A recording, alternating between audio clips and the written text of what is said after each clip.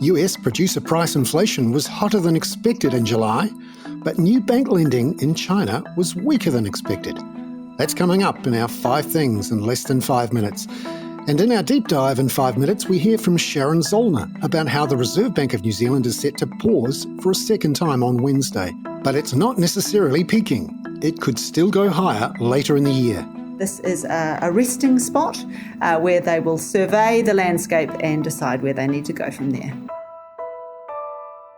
But first, in 5 and 5 with ANZ, number 1. Data out on Friday night showed US producer price inflation was 0.3% in July. So that was a bit higher than the 0.2% consensus forecast. That pushed US Treasury bond yields up around 7 to 9 basis points.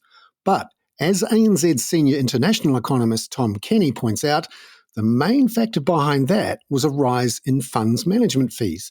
And he thinks the Fed is still on track to pause next month. If I look at a broader picture of inflation, when I look at diffusion or dispersion indices, so this looks at the pattern of inflation or price movements in all the items in the indexes, these are all suggesting to me that the distribution of price changes are normalising, so getting closer to something like what the Fed would like. Number 2, there was more downbeat news from China over the weekend.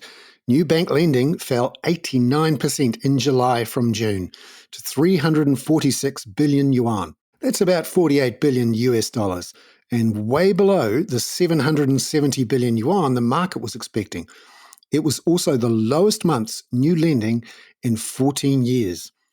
ANZ's senior China strategist, Zhao Pangjing, says the People's Bank of China won't be able to do much to stimulate in the short term because it's trying to stabilise the currency, and cutting policy rates won't help much there. There was also news over the weekend that China's largest privately owned property developer, Country Garden, has suspended trading in 11 of its onshore bonds from this morning. It has 194 billion US dollars of debt, and last week it didn't make the interest payments due on 2 of its bonds. Its shares fell to a record low in Hong Kong on Friday night on fears about what a debt restructuring would do to equity investors.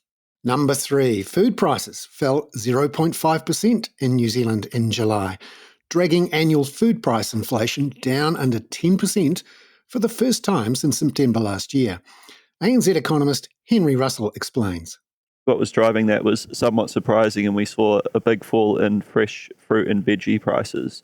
That doesn't usually occur. We usually see a seasonal uplift in the winter months. That said, it wasn't unexpected in the sense that prices are currently at unsustainably high levels, just reflecting the severe disruption we've seen from earlier in the year, things like Cyclone Gabrielle and its impacts. Number 4, Brent crude prices briefly hit a 9-month high of 88 US dollars a barrel on Friday night on renewed concerns about Saudi Arabia squeezing supply, and the IEA reporting demand for oil will hit a record high 102.2 million barrels a day in 2023. That's thanks to plenty of summer air travel in the Northern Hemisphere and demand from China. Number 5. Looking ahead for the rest of the week, ANZ Group Chief Economist Richard Yetzinger says central banks will be keeping a wary eye on some of these recent rises in commodity prices. I think most forecasters' expectations are the US economy will continue to slow as Fed tightening continues to feed through. And on that front, one of the things we're watching again is commodity prices. They've been coming down for quite a period of time, which obviously has helped the disinflationary trend, has helped the peak in global headline inflation for reasons around OPEC, as well as some specific reasons in sectors like food. We've started to see commodity prices rise again. I don't think it will go too far, but central banks will also be watching that. ANZ Group Chief Economist Richard Yetzinger there. Now for our deep dive. The main central bank news in Australasia this week is the Reserve Bank of New Zealand's monetary policy decision and its full monetary policy statement with forecasts on Wednesday. It's expected to hold for a second time at 5.5%. Here's ANZ's Chief New Zealand economist, Sharon Zollner. So I think the RBNZ, like last time, will be aiming to make as little of a splash as possible.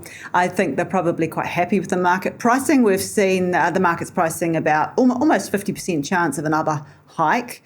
But they're, more importantly, they're not racing to price cuts. So actually, we've seen fixed mortgage rates lifting a little bit since their last review, whereas there was always going to be a risk that if they said they were done hiking, that the market would race to price cuts and that could actually see monetary conditions ease substantially. That hasn't happened. So actually, we think they'll be aiming to just hold things pretty steady. The Reserve Bank is sounding confident, that is the word they used, that inflation is going to fall obediently back into the band. We're not so sure. There is definitely some low-hanging fruit in terms of the goods inflation side of things, but we suspect that the domestic inflation is going to prove stickier because we don't see unemployment rising as fast as they do. But even on the good side, actually, there are some emerging risks on the global front with energy prices now increasing again and food prices. So that tailwind could be about to peter out.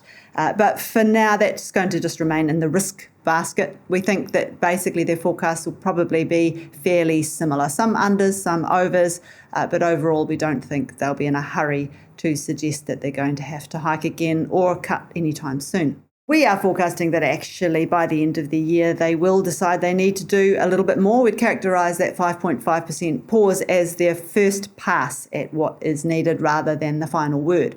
In the last business cycle, they actually had 2 lengthy pauses followed by hikes. So rather than necessarily a peak, this is a resting spot where they will survey the landscape and decide where they need to go from there. New Zealand was one of the first of the central banks to hike, and it went up from virtually nothing to 5.5%.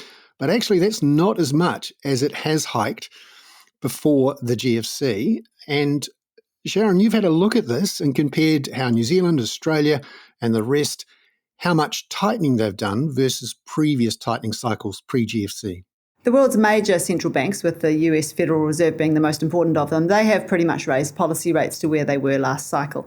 New Zealand and Australia, that is not the case. Now, in Australia, you could certainly argue that monetary policy could be more potent this time round because household debt is actually significantly higher than it was in the last business cycle. But in New Zealand, that's actually not the case. Now, that might come as a bit of a surprise to people, but basically, when you talk about debt, you have to think about it relative to income. New Zealand has a very, very strong employment rate. So that is to say, unemployment is very low, even though the proportion of the population in the labour force is at record highs and around 10 percentage points higher than in the US. So there's a lot of people earning wage income, and we've had very strong wage growth as well. So when you take all that into account, household debt is not actually any higher than it was in the last cycle. In fact, it's a little bit lower than that peak. So given we've got slightly lower household debt, stronger inflation expectations, stronger wage growth, lower unemployment, we're kind of running out of reasons to believe that we won't need to raise rates similarly to what we did last cycle. I would have said that the falling housing market was a good reason, but the house prices have now stopped falling, and now we're all just debating how much they're going to increase over the next 12 months. It's very reasonable to assume not much because we're all forecasting a recession or something close to it and rising unemployment, and the housing market doesn't tend to do well in that context. But that's just sitting out there as another risk for the Reserve Bank to think about in time. ANZ's New Zealand Chief Economist Sharon Zollner there. I'm Bernard Hickey. That was 5 and 5 with ANZ for Monday, August the 14th. Catch you tomorrow, where we'll take a deeper dive into how El Niño is already affecting prices and the economies of the Asia Pacific.